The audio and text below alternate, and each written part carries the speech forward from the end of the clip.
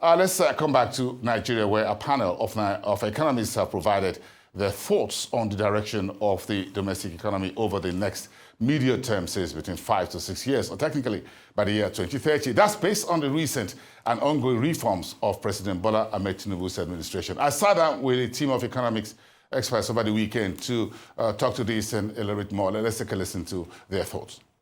I'd like to talk about medium-term outlook using the tool of scenarios.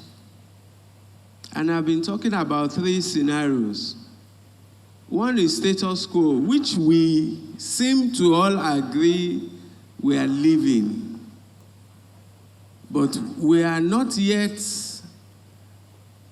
at an irreversible point in the destination out of status quo. So, for instance, what will transition politics do to the reforms? What will reforms endure beyond the complications of power, etc.? Will social pressures drive a reversal of reforms? You've spoken about reforms about people. As elections draw nearer, those become more powerful arguments. So we are living status quo. We seem, and I do commend the administration, we have made a determined effort to depart from the status quo.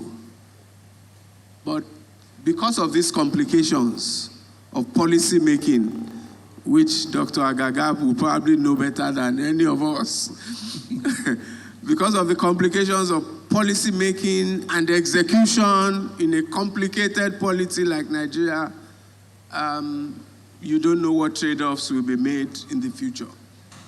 Where might we be going? There are seeds of both the 2 other scenarios in our present condition.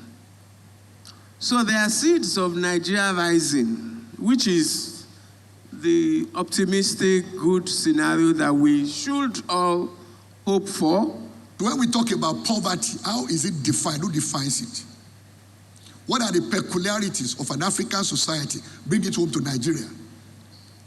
Now, for those who define poverty for us, they consider the fact that you are poor if you earn below a certain threshold. But we know in Africa, we don't live by what we earn.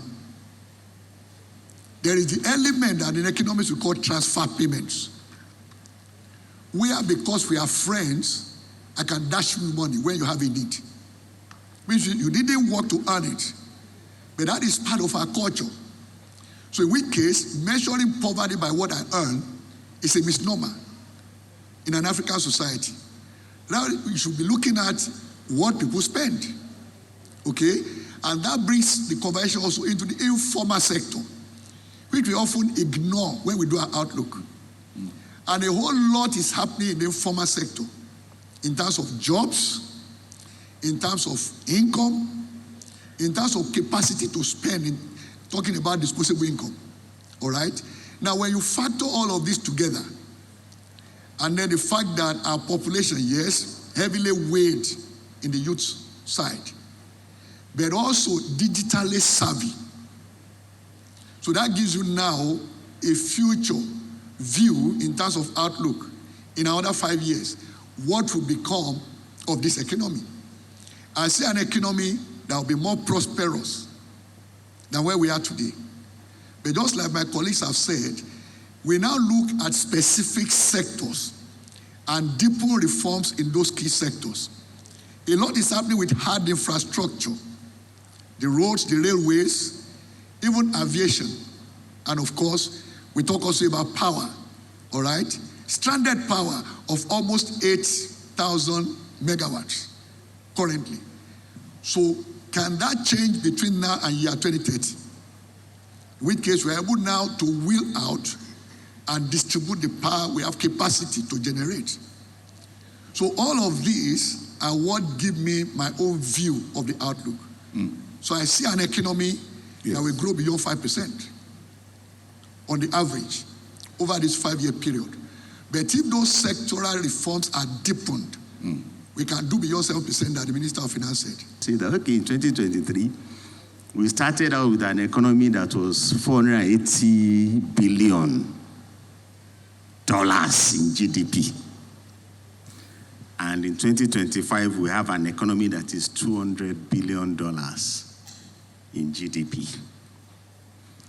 And we can congratulate ourselves for liberalizing foreign exchange, for removing subsidy on fossil fuel that the world is exiting from, that Nigeria is exiting from.